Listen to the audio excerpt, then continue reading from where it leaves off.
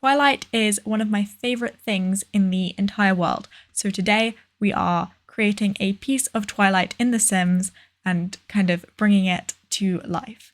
So I decided to make the Cullens house from Twilight. And if you remember from the movie, they have a very weird house. It's like wacky, very modern, and there's a lot of glass in it. And so it's quite subversive because you're like, oh, they're vampires. But no, they don't live in a coffin. They actually live in this very modern, like up-to-date house. So even though they're vampires, they're like different. So it's genius writing, to be honest. But yeah, so I was given the very difficult task of making a house that has lots of diagonals and wacky shapes on it in The Sims. And sadly, the game is just not designed for people to make diagonal shapes with it. Luckily, there are no curves in this building because that's even worse than diagonals in this game. Like, yeah, they added curved walls, but the curved walls are the most glitchy, broken things, and they're not even that good. Like, it's really annoying. They're curved in the most basic sense. Like, you can't alter it. It's just like a diagonal that looks curved, you know, if you know what I mean. So curved walls are useless and I've literally never used them. I don't know, maybe I should make a round house because maybe I should make a lighthouse. I actually really like lighthouses. Yeah, I want to make a lighthouse now because I want to use curved walls, even though I've just been like saying about how bad they are for the past like few minutes. But I have decided, I've changed my mind and I like curved walls now, and I'm going to make a lighthouse, which would be really exciting. But yeah, so I have not been talking about what's going on the screen. Basically, I decided to build the outside first and to like get it all decorated because I'm using this for a definitely very secret project, which requires parts of it to look as accurate as possible, but whilst the actual build doesn't need to be usable as a house. So sadly, this house is not fully furnished because I only furnished the bits that appear in movie 1. So I haven't uploaded this to the gallery yet, and I will upload it to the gallery when I finish the build, because this build is finished as of movie 1, but I haven't created anything that features in other movies. So like movie 2, where you can see like all their living room and stuff, but you don't really see that in the first movie. So I will eventually get around to doing that, but right now it's just the very like basic first movie stuff in there. So I will upload it to the gallery once the entire house is complete and it's like a fully functional house, which will be really exciting. And I'm pretty sure this is a real house in the world. Like the floor plan is a real house floor plan, but I really struggled with getting it accurate because I don't know, I probably did something wrong. But so the way I've placed the kitchen here that you're seeing right now, I changed that completely later on because I realized that it's actually not on the ground floor, it's on the first floor. So I do change that. But when I'm doing that, I was trying so hard to figure out the floor plan of where the kitchen should go on the actual, that first floor, because it looks like it should be on the side with the massive balcony, but it doesn't fit in there at all with how other rooms should like slot into it, like where doors should be. It's really confusing. And it makes me wonder, like, oh, did they actually use the same house for all of the filming? And I think they did. So I'm really confused what the floor plan of that house was supposed to look like. I probably could have looked it up, but I think I was just a bit too prideful to do that. So I just tried to kind of reverse engineer it, and hopefully it is acceptable. I don't really know. I like how it came out in the end. I think a lot of what it looks like is quite movie accurate. Like it looks quite a lot like the scenes in the movie, like with all the props. I was quite careful with trying to get all the background details in there. I really wanted it to have like a lot of detail in it and to be really specific and nice. And it's actually really painful watching me go through and spend so long doing this kitchen in that place when I'm literally just about to go upstairs, realize, oh no, I've put it in the complete wrong place and have to change it all. So it's quite sad. But I guess I've moved on now. I've survived the whole ordeal. This is about the point in the build when I realized I'm going to have a problem with the floor plan because of whatever's going on in that first floor. Maybe I've just put the staircase in the wrong place, like, and I just messed up in the very first hurdle. That really could have been it, to be honest, with all my problems with the floor plan.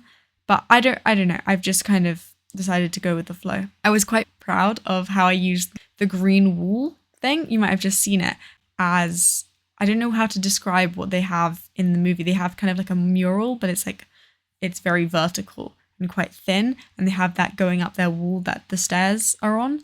And I didn't know how to really make that translate into The Sims, but then I found the green wool, and I was like, yes, perfect. So I was pretty pleased with that. Also, you might have just seen them. I put down those black and white portraits from, what are they from? I think Vintage Glamour. And because I was watching the scenes in the movie, and you can see these portraits and they look identical to them in the movie. And so I was like, whoa, I have to use them here. And I was actually, because what I like to do when I make builds from movies or characters from movies, I always like to see what other people are doing, so that if I see, that was a really good idea, I can borrow it. Or if I think, I'm not sure, like, I've done very well this time, like, I wonder how accurate other people have been able to get, I can look and be like, they were able to get it really accurate, or this person also kind of struggled as well. So I feel like that can be quite useful for me to look on the gallery for what other people have done.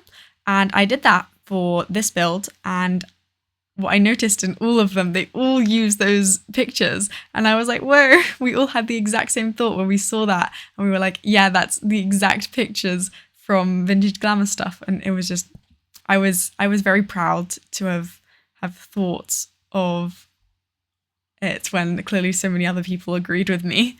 But yeah, so what I'm doing right now in it is, this is when I was like realizing there's supposed to be a balcony out that window, because in the scene when Bella goes to visit the Cullens and she walks into the kitchen and Rosalie breaks the bowl, Jasper and Alice walk in from the balcony, and I didn't realize there was a balcony there.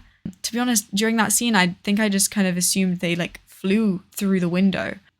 But yeah, when I was rewatching it, I was like, they can't fly. That's not something they can do. They just were on the balcony for some reason. So I had to incorporate a small mini balcony because the build was going off the side of the lot. So I didn't have room to make a bigger balcony, which isn't my fault. That's just a limitation of The Sims. And I couldn't move the build to a larger lot because I think this lot has quite a good like surroundings for the Twilight feel, like the mountains, the like trees. Anyway, this bit I'm doing right now is funny because they have masks on the walls, and there aren't masks in The Sims.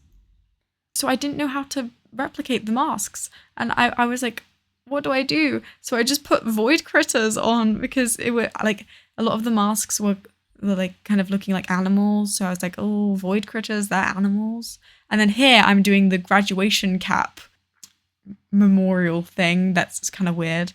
But yeah, and I could not find anything that looked like a graduation cap that could go on a wall. So I just sized up these little decals, the hospital decals, and I was like, maybe. But I couldn't get the colors quite right, because in the movie they have black, blue, and yellow as well, like kind of a gold, but there was no gold. So I just went without. So we're just pretending that they didn't have a gold one. They were all just classic black and blue, you know? Anyway, I'm actually surprised by how quickly this video has gone by, because it was quite a long build, but then I have sped this video up 20 times. So that might be why it's a lot shorter than when I was doing it, because we're already on the final floor, and I didn't have much to do for this floor because all you really see of it in the first movie is Edward's room, and Edward's room is wacky. He has a peculiar room because, okay, I get the fact he doesn't have a bed because he doesn't sleep. But I personally like lying on my bed. I like just like being in my bed because it's nice and soft.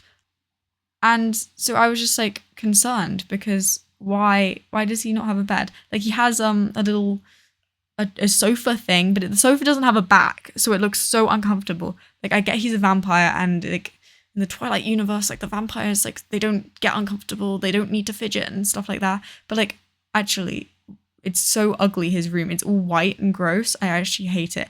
It really pained me to make it. It was really difficult as well because apparently he just has a hole in his wall that is the one that he jumps out of with Bella. And I think it's actually just a window, but I had to make it as a hole in his wall, which was really strange. And also he has a lot of like CDs and stuff because this is like the 2000s, so that's all they had. And those don't really exist in The Sims either very much. So that was also quite difficult to do. I just put books everywhere because books kind of look like CDs. And also he has like a CD player, obviously, to play the CDs. And that does not exist in The Sims. So I just put a modern music player and pretended that it was a CD player in its place. It doesn't look anything like a CD player, but you know. Anyway, so we're kind of coming towards the end of the video. So if you enjoyed the video, it'd be amazing if you could leave a like, maybe subscribe, maybe leave a comment or share it with a friend. Thank you for watching and goodbye.